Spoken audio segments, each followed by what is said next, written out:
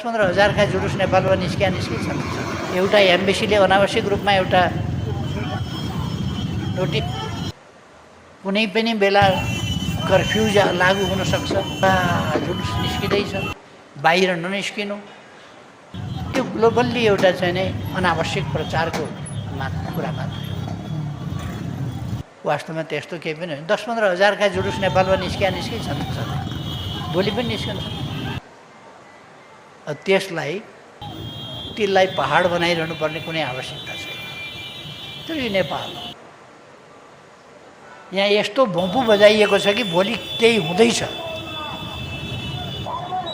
हुँदैछ भोलि।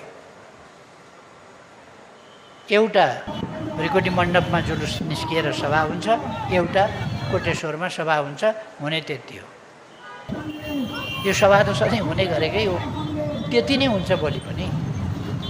अब यहाँ एउटा हेभोक छ, एउटा टेरर छ, एउटा त्रास छ, त्यो केही होइन।